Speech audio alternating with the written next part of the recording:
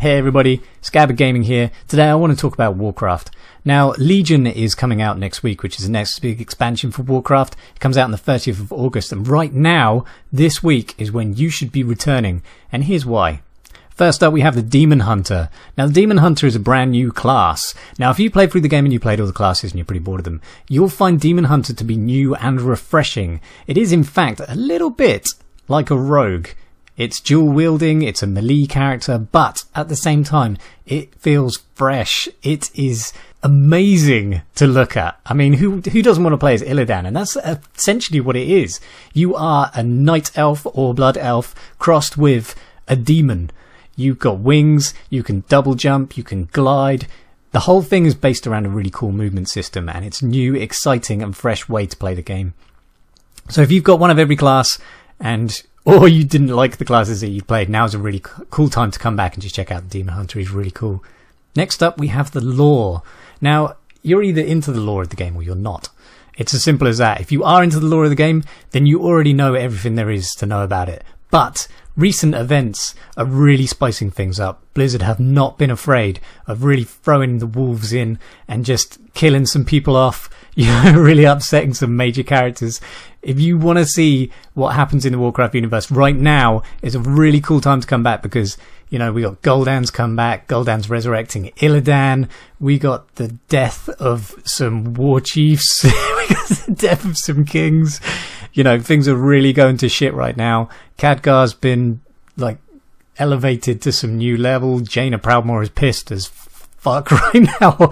If you like the lore, get back into it. There's some massive shit happening right now. It's really worth coming back. All of the 10,000 years of Elven history is coming. It's looking really cool. And the new Broken Isles area that's coming in, we're just gonna get even more lore backed up on top of that. The return of Queen Hajara, which is like the 10,000-year-old queen that went to shit and kind of summoned in the Burning Legion in the first place. All of that's coming back, man. If you really like the lore, then right now is the best possible time to come back and catch up. It's going to be vicious. So next up, we have our 12th character slot. Now, of course, if you're one of those guys who only has a main and a couple of alts, a 12 character slot really isn't going to be that big for you. But obviously, there are some out there who have 11 level 100 characters, and they're all like, shit, Demon Hunter, what am I going to do with that? Well, obviously, you chuck it in your new 12 character slot. It's a great way to get people back, and honestly, who doesn't want a Demon Hunter? So, epic. So next one up is a really big one. If you're into PvP, you should know that the new abilities and talents for PvP are completely separated from the PvE world.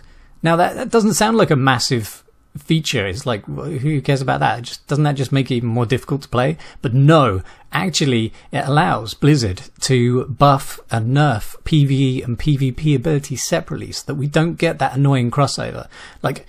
Who back in the day was running around with Mortal Strike and they were hacking people up and they were getting their debuff to healing, and it was an epic PvP move, but then, it turns out that the damage was a little bit too high in PvE, so nerf the shit out of it, and now your warrior's crap. Well, no one likes that. So now you can have a complete separation. They can nerf and buff whatever they want in the PvE and PvP world, and it isn't going to affect your character in the wrong way, in the way that makes it bad. That's cool. As well as that, the PvP element, we have 50 honor levels. So they're going back to a progression system, which is something that's been missing since the first days of Warcraft, when we had the high warlords and stuff like that, which was really cool. You could get your own armor sets and stuff like that. Now you've got 1 to 50 levels of honor. And once you get through those levels, you start unlocking new talents and abilities. So you level up your character within the PvP world, and that's a really cool way of doing it. Once you reach the top level, you can reset it and essentially have prestige levels where you then go all the way back through it again, but unlocking cosmetic changes.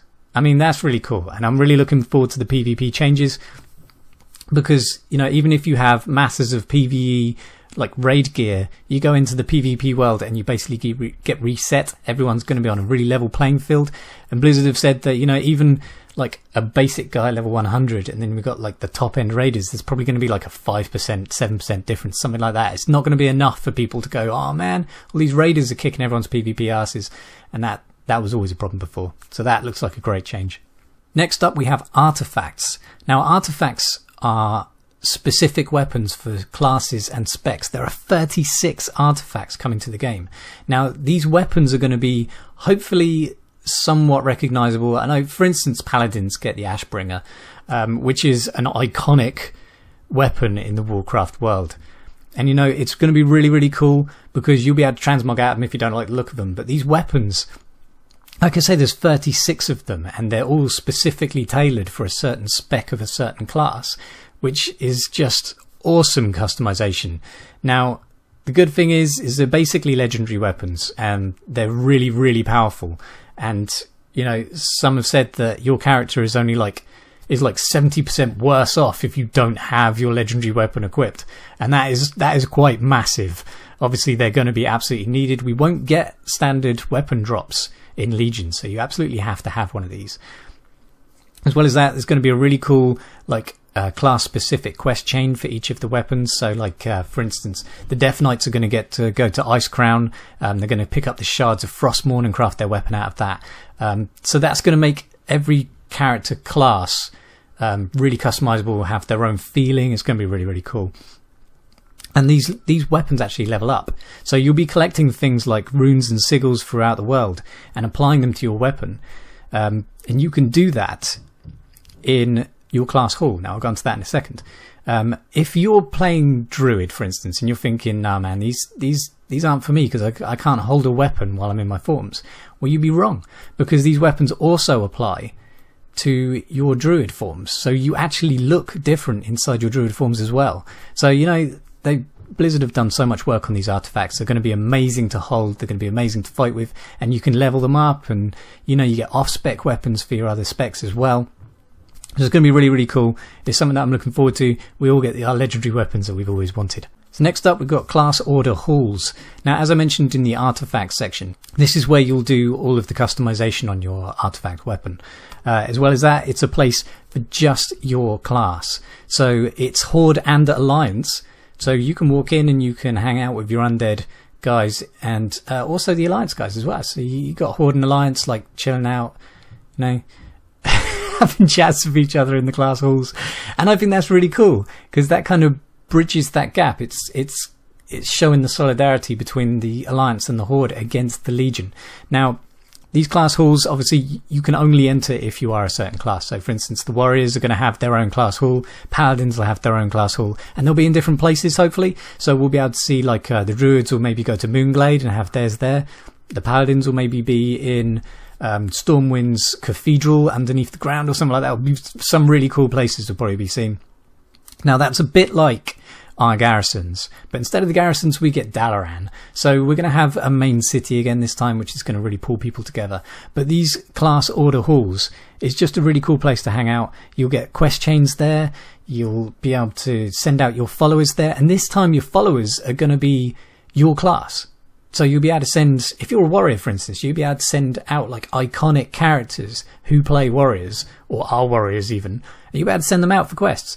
And when they get back, instead of completing the quest for you, they'll be able to, like, tell you where there was some really cool stuff hidden, and you'll be able to go out in the real world and do it. Because the trouble with the old follower missions is that they did the missions for you. There was no way for you to go out into the world and do them yourself. So there wasn't really a lot of point in them being there. It was just kind of hoarding stuff, getting you new equipment and stuff, but you didn't have to do anything in the real world yourself. In this, it's all based around getting you back out there. You'll be able to go, like, to a new zone, and if you've sent people there previously, you'll get, like, super buffs for being in the area with them, or they'll come and help fight, like, a big guy.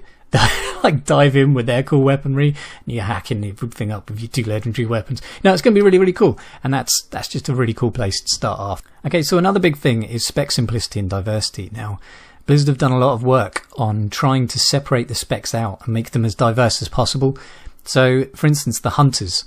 Hunters have always been a guy with a gun or a bow or a crossbow, and, you know, they just send their pet in and then they shoot from afar. But there wasn't enough change between marksman survival and Beastmaster, and now there is. So for instance, Marksman, you'll be really good from afar with your bow, just like Marksman normally is, but you don't have a pet. So it's all about range DPS, like Magey style, but obviously Hunter. Now we've got Beastmaster, where you'll still be shooting from afar, but you'll have the pet, so the whole pet dynamic will be pretty awesome, because it will be specific to that class. Or, well, it won't. Obviously, we've got Survival still. Survival will still have a pet, but it's a melee class now. So everything will feel different. Now, that may not be the same for every class. It's just you get better identity, more accessibility. You know, it could be seen as diluting the experience slightly, maybe care-bearing stuff. But, you know, I think it's going to be really cool, because people who play their classes want their own identity. They want to be specific and unique to what they do. And you'll be able to, like, tailor raids and stuff to make sure that you get this really cool encounter, and it's better with that one specific class. It's adding a load of awesomeness to the game. And as well as that, you know, they've simplified the classes a bit. So they've removed some unnecessary buffs, so we don't get that massive bit at the beginning of a raid or an instance where everyone's just buffing everyone all the time. You know, that's not necessary. So instead, if you just take out those buffs entirely and just tailor everything so they're not there, isn't that slightly better? We don't have to have that time sink of making sure everyone's buffed after every death. So that's cool. A lot of that's been removed, and if there are buffs, then they tend to be spec specific. So hopefully that's going to make a massive difference to the gameplay and overall enjoyability, and that lack of time sink every time you go out to do something. Okay, so next we have the Transmog System. Now, a lot of this is already in, including the Transmog System, because of the recent pre-patch. Now, the Transmog System, basically what it does is it keeps track of everything that you've ever looted, and then allows you to apply that without having to have the item on you. Obviously, previously, like in Mr. Pandaria and stuff, you had to have the items on you, or in the Void Bank or something like that. You don't need to keep those items anymore. You can just loot this really cool looking axe and think, well, I can't use it, but, you know, I can still sell that to a vendor, and I can use the appearance later on in transmogrification. You can also do the same with your enchants. So if you had a really cool enchant that you thought looked amazing, but you don't want that effect, you can still use the visual effect on your weapon without having the enchant applied, and I think that's a really cool change. So that's basically all the main features that I wanted to go through for why Legion is really cool. You guys should be coming back right now. The reason for that is because the pre-patch hit, and on the 30th the main expansion opens up to everyone. We've got the Demon Hunter that you're going to want to gear up and be ready for the expansion, but as well as that, we have the big Azeroth invasions. Now, these have been really, really cool. I've enjoyed them massively, where you get like these random invasions around Azeroth, and you go to these different areas and you work with the people there to break the Legion's hold on that area.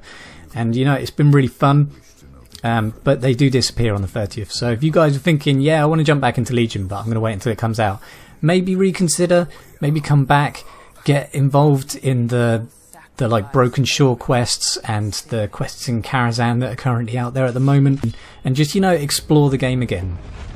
Make sure that you've seen the build up to Legion, because I think it's all going to add up to quite an amazing experience this time around. I'm really excited for it. I've pre-purchased, I've got my Demon Hunter that you can see in the footage in the background during the video, and guys, I really hope to see you there. You are prepared. If you like this video, please click like and subscribe, and I'll happily do more for you guys. Thanks very much for watching, and I'll see you next time. Bye bye.